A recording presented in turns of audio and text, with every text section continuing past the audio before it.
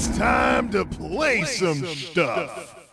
What is up, everybody? Welcome to Play Some Stuff, a little special that we are doing for a little based on some feedback I've been receiving from some people lately. So we got Guild Wars 2 running here, and this is Jethro Fudner, the single most immersion-breaking character that I have ever rolled in a fantasy RPG.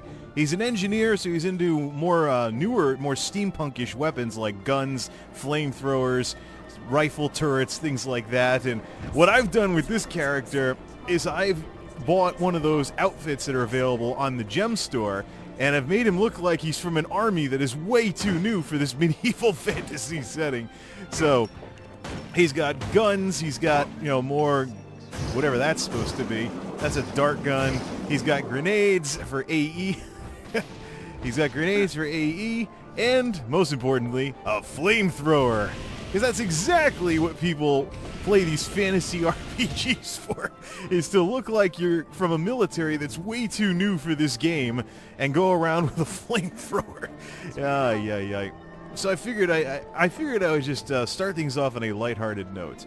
I'm responding to some feedback that I've been receiving from various folks about when I mention the term MMO generations, just what the heck am I talking about? And I think that's worth talking about, really. So we're going to make a little mini-series type thing here where we talk about what exactly it means to be what this whole MMO generations thing is all about. I like to think of MMO generations as basically groups of games where the gameplay changes as the genre evolves. And so first generation, actually, before we even get to that, before we get started on any of this stuff, as we're heading out to go shoot some stuff here, bust out the flamethrower. Who cares about immersion? This is kind of the same thing. This is kind of the same vein as the gun mods that I use in Elder Scrolls games. But hey, engineer is an actual class in Guild Wars 2, so not my fault they're selling these things on the. Actually, he does kind of have like a Fidel Castro kind of look. Have you ever seen? Hey, little farmer just hit me in the face. He does have a bit of a communist guerrilla Fidel Castro type thing going here with that hat. So I've seen those pictures of those romanticized pictures of Fidel Castro in the Sierra something or another's during the 1959 Civil War. But anyways, I can change the uniform to look whatever color I want. It's technically called Jungle Explorer, but with an engineer with a flamethrower, it just makes him look completely out of place. You see people running around playing as knights and wizards and mages and stuff like that type characters, and now here's a guy who looks like he's from like 1800s military running around torching stuff with a flamethrower or something. Or some kind of like guerrilla fighter or something like that. Oh, let's torch some bandits and help keep them from blowing up the water pipes as we talk about MMO generations here and try not to ramble too much. So when it comes to MMO generations, the important thing to keep in mind is that this is not a hard science. It is not set in stone. Now, I happen to group MMOs into 3 generations, but if you actually go poking around on Google, there's people out there that say there's only 2 generations of MMOs, and World of Warcraft was the beginning of the second and current generation, for example. And then there's other people out there that are saying that there are 4 generations of MMOs. I like to kind of sit in the middle of those 2 views and say there's 3 of them, and that each generation had an iconic game and notable changes to the gameplay and what exactly it means to be an MMO in the first place. So as a general overview, before we go into any real details on it, when I think first gen MMO, I think EverQuest. Early, grindy, you need people with you to do even the most rudimentary things in the game and stuff like that. For second generation, obviously World of Warcraft, and in third generation is what we're playing right here, Guild Wars 2. Getting some lag. Yeah, whatever.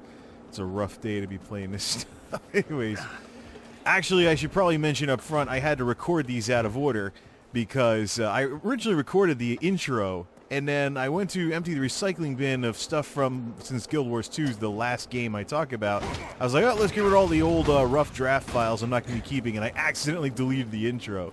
So, maybe this will be shorter than the 20-minute monstrosity I recorded earlier.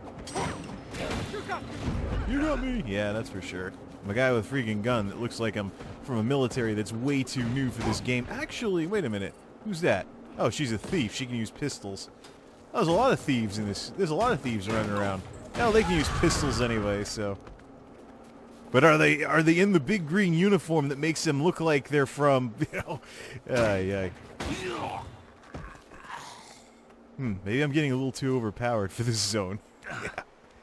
So, now the final question regarding MMO generations is, what should I use for example games? Because I have an interesting issue where I didn't really play much of first-gen MMOs. The only real first-gen MMO that I really played was Final Fantasy XI, and even that was just running around in one of the capital cities.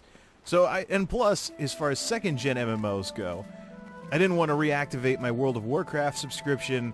I couldn't really use Final Fantasy XIV because it's kind of like a hybrid between second and third gen type stuff. So I was kind of stuck as to what to use for a second gen MMO, for the second gen MMO part.